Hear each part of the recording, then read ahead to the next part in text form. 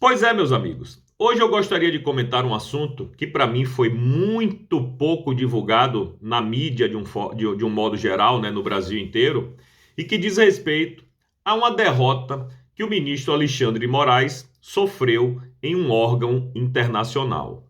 Sim, foi exatamente isso que aconteceu.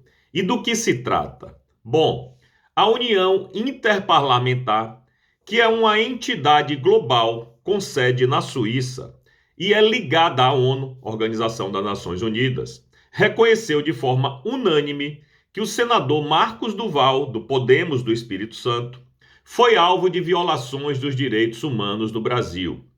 As ações, segundo a organização, partiram diretamente do ministro Alexandre de Moraes, do Supremo Tribunal Federal. Bom, é claro que essa organização ligada à ONU não tem um poder muito grande, não tem como condenar o ministro internacionalmente, mas é mais um tijolinho colocado aí contra o ministro internacionalmente falando. Como todo mundo sabe, o ministro hoje é réu em duas ações que correm na Justiça Federal da Flórida.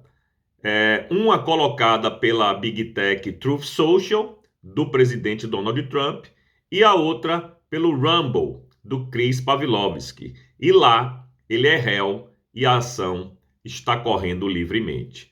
Agora surge também essa nova entidade, né, que é a União Interparlamentar, como eu disse, ligada à ONU, que condenou, entre aspas, o ministro, dizendo que sim, ele é o responsável pelas perseguições ao senador Marcos Duval, coisa que nós brasileiros já sabemos há muito tempo. Bom, ainda vem por aí o relatório do senhor Pedro Vaca Villarreal, da Comissão Interamericana dos Direitos Humanos da ONU.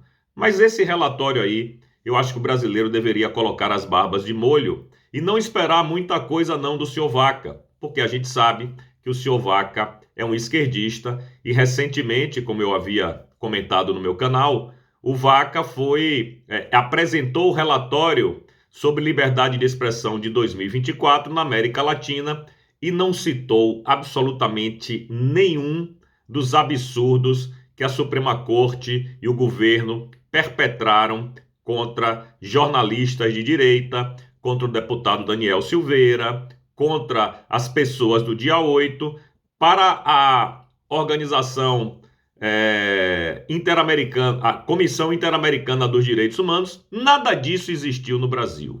Ou seja, foi o relatório do Vaca que disse isso. Então, acho que a gente não deve esperar muita coisa, não. Mas a gente também não pode esquecer que pode ser que aconteça alguma sanção tipo Magnitsky para cima do ministro.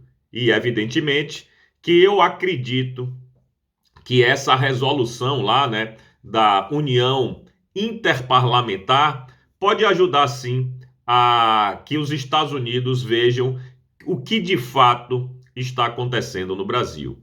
Enfim, mais um organismo ligado às Nações Unidas que mostram, evidentemente, o que está acontecendo no Brasil e, nesse caso, contra o senador Marcos Duval. Eu tenho algumas diferenças contra o senador Marcos Duval, não gosto muito do estilo dele de atuar como parlamentar, mas a gente não pode negar, em hipótese nenhuma, que ele é um perseguido, que ele, como senador, não é respeitado nem pelo Senado e muito menos pelo ministro Alexandre de Moraes. Não devemos nos esquecer que alguns meses atrás apenas é que foi entregue a ele os seus aparelhos eletrônicos, né? O celular do Senado havia sido recolhido para numa busca e apreensão que todo mundo está sabendo.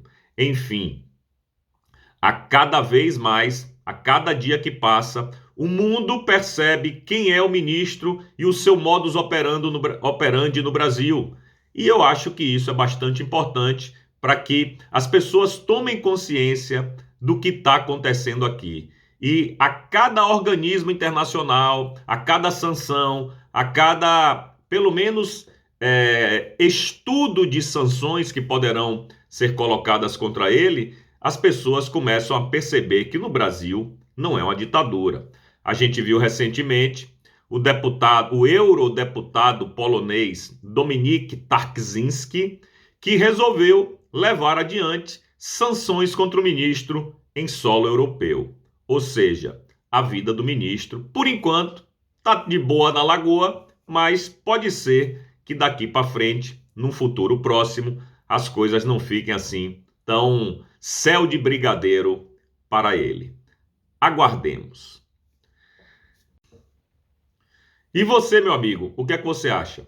Você acha que essa união interparlamentar tem algum peso para modificar o que acontece com o ministro ou não? Ou você acha que, pouco a pouco, né, tijolinho a tijolinho, grão a grão, as pessoas começam a se conscientizar? Quando eu digo as pessoas, é o mundo, evidentemente, começa a se conscientizar do que de fato está acontecendo no Brasil. Deixa aí seus comentários, por favor.